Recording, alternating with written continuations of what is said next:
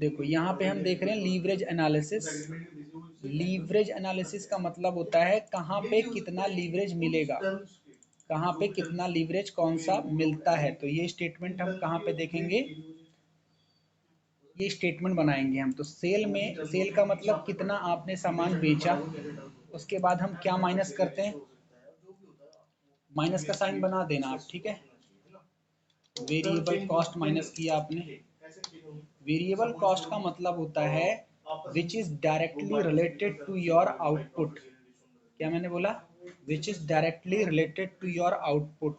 मतलब मैं जितना ज्यादा पढ़ाऊंगा ना उतनी ज्यादा मेरी इलेक्ट्रिसिटी कॉस्ट आएगी, यस और नो। मैं जितना ज्यादा पढ़ाऊंगा उतना ज्यादा मेरा कंप्यूटर पीसी मोबाइल स्क्रैप होगा, यस और नो। तो this is variable cost. Variable मतलब जितना ज्यादा आप काम करोगे उतनी ज्यादा वेरिएबल कॉस्ट बढ़ेगी। This is directly related to sale. जितना वॉल्यूम सेल करोगे, जितना बढ़ाओगे, उतनी ही ज्यादा क्या आने वाली है, variable cost, right. Now variable cost, sale में से वेरिएबल कॉस्ट माइनस करते हो तो ये आता है कंट्रीब्यूशन। लिखिए, सेल में से वेरिएबल कॉस्ट माइनस करने के बाद जो आता है उसे हम बोलते हैं contribution. This is contribution, clear.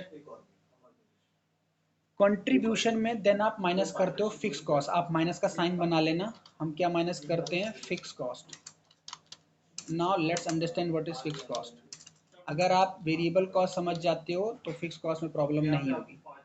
Contribution में हम माइनस करते हैं फिक्स कॉस्ट। फिक्स कॉस्ट का मतलब होता है which is not related to your output that will be incurred at even zero level of output. अब आप ये बताओ, मेरे पास एक बच्चा पढ़े या 20 बच्चे पढ़े, मुझे रेंट तो देना ही है ना इंस्टीट्यूट का, है ना। तो there are some cost which are not affected by sales, उससे कोई फर्क नहीं पड़ता, वो उतनी आनी ही आनी है, ठीक है, ठीक है। हाँ, तो अब ये माइनस करने के बाद, फिक्स कॉस्ट माइनस करने के बाद हमारा आता है, ये माइनस करने के बाद जो हमारा आता है इसे हम बोलते हैं earning before interest and tax. This is EBIT, this is EBIT, fix cost earning before interest and tax. और कुछ लोग इसको बोलते हैं, कई टीचर इसको लिखवाते हैं पीबीआईटी।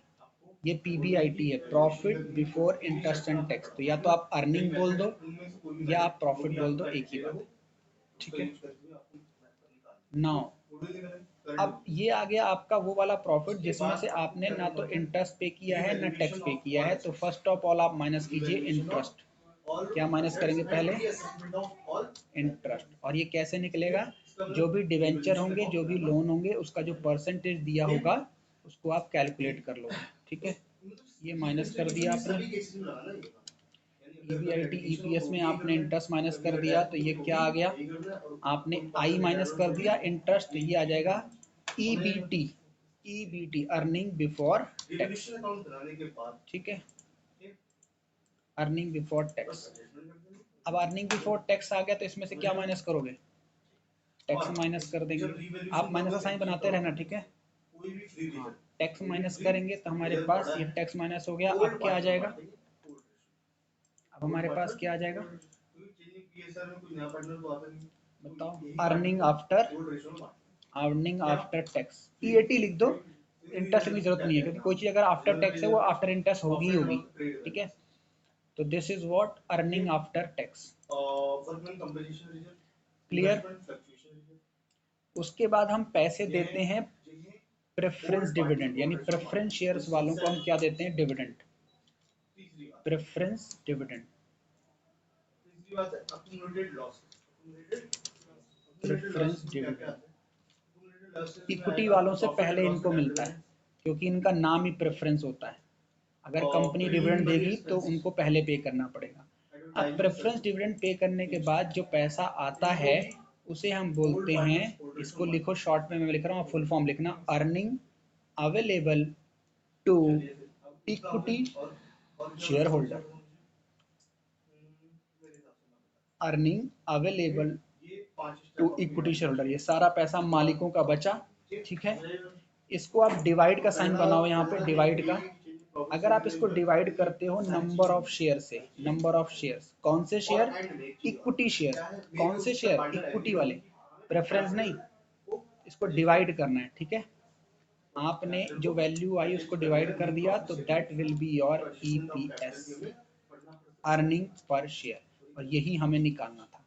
ये टेबल यहीं से स्टार्ट हुई थी, ठीक है। This is the statement of EBIT EPS analysis. अगर ये टेबल याद है, सीक्वेंस याद है, तभी हम इस चैप्टर इस चैप्टर के क्वेश्चन कर पाएंगे। ये मैंने आपको बेसिक टेबल बता दी जो फाइनेंशियल मैनेजमेंट को समझने में हमें हेल्प करेगी, ठीक है। अब इस पे एक बार और चीज देखते हैं। अब आप ये बताओ कि सेल कैसे आएगी, सेल वैल्यू कैसे आएगी? जितनी आपकी यूनिट्स हैं, जितनी आपने चीज बनाई, यूनिट्स को मल्टीप्लाई किससे कर दोगे? सेलिंग प्राइस से, तो सेल वैल्यू आ जाएगी, ठीक है। वेरिएबल कॉस्ट कैसे आएगी? जितनी यूनिट आपने प्रोड्यूस करी into variable cost per unit से, BCP, variable cost per unit, contribution आ गया। फिक्स कॉस्ट क्या होगी? हर लेवल पे क्या होगी? सेम, ठीक है। इंटरेस्ट कैसे पे करोगे आप? जो भी आपके डेट का अमाउंट होगा उसको आप क्या करोगे? Rate of interest, rate of interest और इनटू टाइम, टाइम लोगे ना, कितने महीने का इंटरेस्ट देना है, ठीक है। अब टैक्स को ध्यान से समझो, टैक्स कैसे निकालोगे आप? टैक्स कितना निकालोगे? जो भी आपका ईबीटी होगा, जो भी आपका ईबीटी होगा उसको मल्टीप्लाई करोगे किससे? Rate of tax, rate of tax. अब ये बताओ, अगर आपका ईबीआईटी 5000 है, ठीक है, और वो माइनस में है, किस में है? माइनस में, तो टैक्स कितना आएगा? अगर आपका ये ईबीटी माइनस में 5000 है तो टैक्स कितना आएगा? क्या आएगा tax?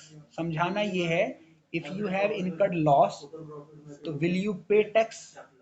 Answer is no. Question will confuse, question will make you confuse कि आपको ईबीटी निकाल के आया negative and question will give you rate of tax 25%, तो इट मींस आपको टैक्स नहीं भरना, इट इज बट ऑब्वियस है, there will be no tax, ठीक है। ये भी हम समझ गए। प्रेफरेंस डिविडेंड कैसे निकालोगे आप? जो भी आपके प्रेफरेंस शेयर कैपिटल होगी उसका जो रेट ऑफ डिविडेंड होगा, प्रेफरेंस शेयर कैपिटल जितनी होगी उसके फेस पे लिखा होगा रेट ऑफ डिविडेंड, ठीक है। ये भी हो गया। नंबर ऑफ शेयर कैसे निकालोगे आप? जो आपकी इक्विटी शेयर कैपिटल होगी उसको डिवाइड कर देना आप किससे? नॉमिनल वैल्यू से। नॉमिनल वैल्यू, नॉमिनल वैल्यू मतलब शेयर की वैल्यू कितनी है। सपोज मैं यहाँ पे समझा रहा हूँ, कंपनी की बैलेंस शीट में लिखा हुआ है equity share capital 1 lakh, equity share capital 1 lakh, और ये रुपीज में है, किसमें है? रुपीज में। और आपको बोल रहा है एक शेयर की वैल्यू 20 रुपए, तो नंबर ऑफ शेयर कैसे निकालोगे आप?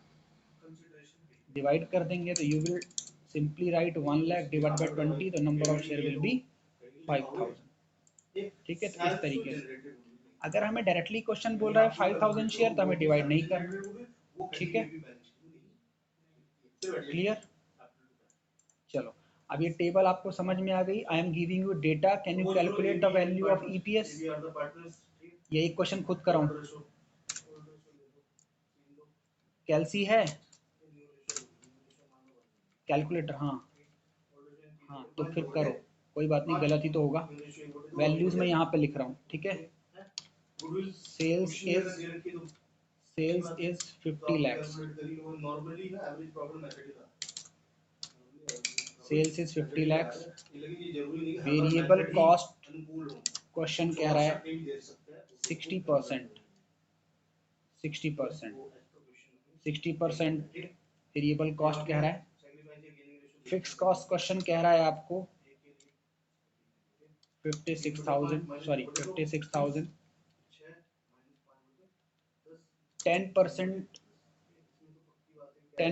डेट आपको दिया जा रहा है, 10% डेट कंपनी ने लिए हुए हैं 6 लाख के। कंपनी के पास प्रेफरेंस शेयर कैपिटल है, प्रेफरेंस शेयर कैपिटल के फेस पे लिखा होता है डिविडेंड का रेट। तो कंपनी के पास जो प्रेफरेंस शेयर है वो है 8% preference share. 8% preference share capital company के पास कितनी है? 5 लाख, ठीक है। कंपनी के पास इक्विटी शेयर कैपिटल है 1 लाख और कंपनी की नॉमिनल वैल्यू ऑफ शेयर है 10। तो can you calculate EPS? Not try.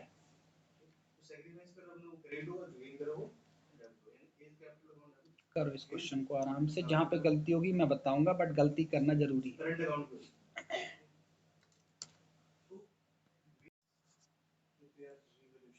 चलो इसको सोल्यूशन करते हैं। अब इसका टेक्स्ट मिसिंग था क्वेश्चन में, टेक्स्ट लिख लिया ना आपने, टेक्स्ट में बोलना भूल गया था, तो tax is 40% in this question. Now let's solve. Now what is your sales value? अब मैं सीधा फिगर पुट अप करूंगा, चलो मैं यहाँ पुट करता हूँ वैल्यूज यहाँ पे। Now what is our sales value? Our sales value is 50 lakhs. Now what is variable cost? Variable cost is saying 60%. It doesn't mention 60% of what? It obviously means 60% of sales. If nothing is mentioned, it will assume that sales is the proportion, sorry, variable cost is proportion of sales. So what is 60% of 5 lakhs? 30 lakhs. Now what is contribution 50 minus 30? 20 lakhs. Next, what is fixed cost? 56,000. Now 20 lakh minus 50,000, what is EBIT? 19 lakhs. 19 lakhs 44,000. Clear? Now what is the value of interest? Interest will be 10% of 6 lakh, that is 60,000. Now what is EBT? 9944 minus 60, 1884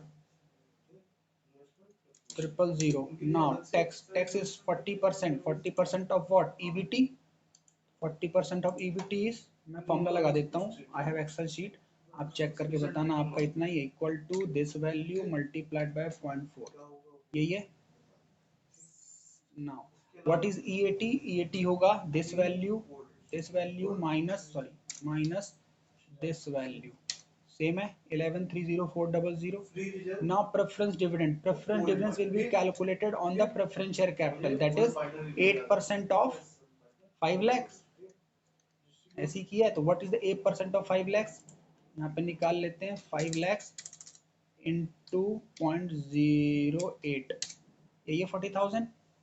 now earning available to equity share holder कितना आएगा? This value minus, यही है 1090400. Now number of share कैसे आएंगे? Number of share is this value divided by this value 10,000. तो what is EPS? EPS would be this value divided by this value. This is the EPS. Clear? So we have done a simple question of calculating EPS by the following data. Now ये तो हमारे पास कुछ questions हो गए बिल्कुल basic level का। अब हम इसी में हम आगे कोई नई टेबल को हम कैलकुलेट करने की कोशिश करते हैं। अब मैं आपको थोड़ा सा और कैलकुलेटिंग डेटा दे रहा हूँ, ठीक है, जिसमें आपको और कैलकुलेशन करनी पड़ जाए। तो I am just editing this data. Sales is, sale के लिए डेटा आपको दिया हुआ है, एक सेकेंड, सेल के लिए आपको बोल रहा है unit is given to you, unit is 6,000. Clear? 6,000 is the unit that company has sold. Selling price is 60 rupees. Clear? 60 rupees, yes. 6,000 unit has been sold at a price of 60. Now variable cost, come to the variable cost. Variable cost per unit is given to you, that is 54. Clear? Fixed cost is given to you 10,000. Debenture, acha, now interest value is 10%, company having debenture of 56,000. Preference share seeing 8%, but value is 60,000. Equity share is 50,000. Market value of share is 30. Tax rate is 35%. Calculate EPS. Calculate करो.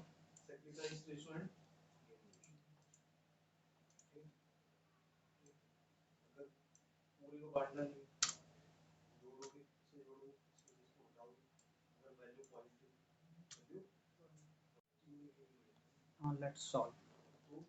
अब इसको solve करते हैं, देखते हैं हमारे पास क्या answer आता है और इसमें और नई चीजें सीखते हैं कहाँ पे हम मिस्टेक हो सकती है हमसे एग्जाम में। First of all sales value, तो मैं हर वैल्यू में ना फॉर्मूला पुट कर रहा हूँ, अब अपनी वैल्यू मैच करना, ठीक है। अपनी वैल्यू मैच करके मुझे बताना कि आपकी वैल्यू वही है। Sale value will be 6000 is the number of unit multiplied by 60, तो value is 3,60,000। Is it okay? Now variable cost, unit कितनी है, unit will be same and value multiplied by 54, that is your variable cost per unit, value is 324. Now what is your contribution? Contribution is 360 minus 324, 36 is your contribution, right? Now fixed cost is what? Fixed cost is 10,000. Now 10,000, what will be your EBIT? You will put the formula will be what? Contribution minus fixed cost 26,000 is the EBIT EPS, sorry EBIT analysis, EBIT earning before interest and tax. Now interest कैसे निकालेंगे? Your debenture is 56,000 and rate of interest is 0.10, 5600. Now what will be your EBT? EBT will be EBIT minus interest 2400, right? Now rate of tax के लिए क्या करेंगे? Rate of tax will be EBT multiplied by tax per 35%, that is 7140, correct? 7140. And what is your EAT, earning after tax? This value EBT minus tax 13260. Preference dividend is 8% of 6000. What is 8% of 6000? Let's calculate. Into 0.08, 480, right? So what is your earning available to equity shareholder? नहीं, earning available to equity shareholder यही है 12780. Now number of share will be 50,000 divided by what? Market nominal value 30 and the value is coming what? 1666.67, and we know that value of share cannot be in a decimal, है ना? कभी भी share decimal थोड़ा हो सकता है, मैं थोड़ा बोल 2.5 शेयर, मेरे पास 3.5 शेयर हैं, तो ये न्यूमेरिकल में हो सकता है बस, लेकिन प्रैक्टिकल लाइफ में कभी ऐसा नहीं हो सकता, तो we will always round off it. तो वैल्यू विल बी, क्योंकि ये पॉइंट के बाद 6 है, पॉइंट के बाद 6 या 6 से ज्यादा होगा तो हम एक वैल्यू बढ़ा देंगे, पॉइंट के बाद 4 या 4 से कम है तो हम नहीं बढ़ाएंगे, तो number of share will be 1667, ठीक है? तो your EPS is 7.67 something. Clear हो गया ना? ये हमने टेबल पूरा समझ लिया। अब हम मेन टॉपिक पे आते हैं। टॉपिक हमारे पास EBIT नहीं था, टॉपिक हमारे पास क्या है आज की क्लास का? Leverage analysis. लीवरेज के लिए ये टेबल आनी चाहिए, दैट्स व्हाई मैंने आपको ये समझाया, ठीक है? लीवरेज के लिए टेबल आनी चाहिए। Now come to the leverage. अब इसी स्टेटमेंट से हमें लीवरेज निकालना आएगा, क्योंकि इसी स्टेटमेंट से फॉर्मूला डिराइव होंगे डिग्री ऑफ लीवरेजेस के। तो write down the formula of DOL। What is DOL? Degree of operating leverage, ठीक है? 3 लीवरेज हम पढ़ेंगे। First is degree of operating leverage and the formula is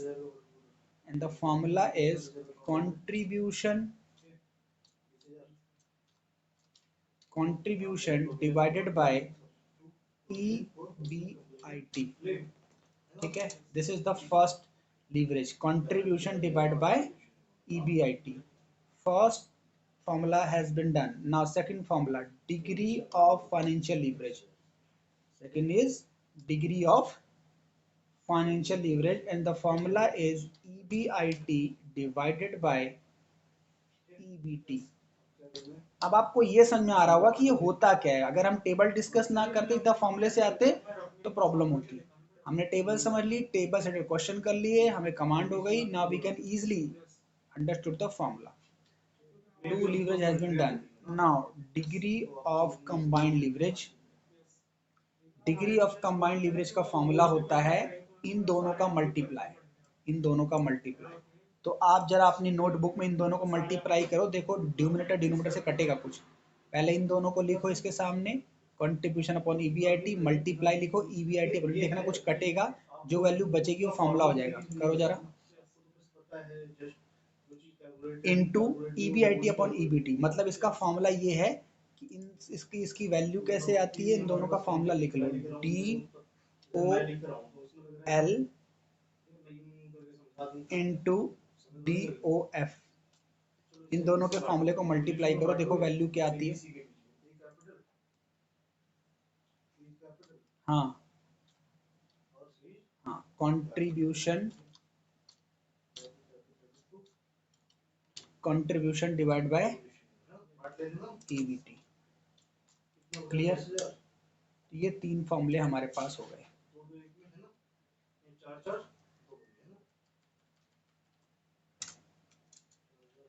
first is degree of operating leverage, degree of financial leverage and degree of combined leverage, contribution upon EBT. ठीक है, अब आपके पास ये statement हमने कर रखी है जो लेटेस्ट क्वेश्चन किया हमने, on the basis of this data. ये डेटा हमारे पास था, हमने क्या किया, इससे क्वेश्चन पुटअप किया। अब आप इसी टेबल को बिहाफ में इसको बेस मान के कैलकुलेट करो तीनों, कैलकुलेट करो तीनों, इनके आंसर्स बताओ।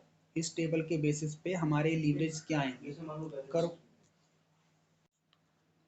चलो कैलकुलेट करते हैं। फर्स्ट ऑफ ऑल निकालते हैं degree of operating leverage.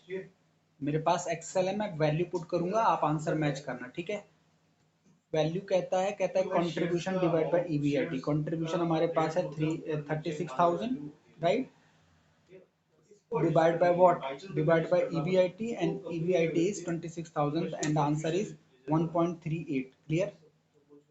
1.38। Now calculate degree of financial leverage. तो ये कहता है EBIT divided by EBT, answer is 1.27। Clear? Point के दो तक आपको बताना है एग्जाम में, ठीक है ना, पॉइंट के दो तक। Next is combined leverage. Formula कितना है, formula contribution upon EBT, and contribution is this divided by EBT, EBT is this 1.74। Clear? Clear हो गया? ठीक है, राइट।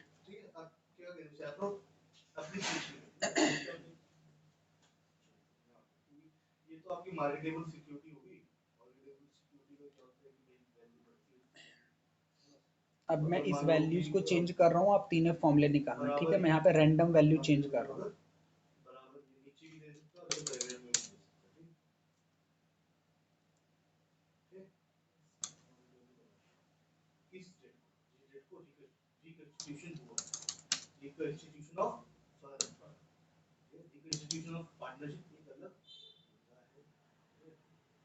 करो, मैंने वैल्यूज चेंज कर दी इस स्टेटमेंट की। अब आप लीवरेज निकालो, नए लीवरेज, नए आंसर्स।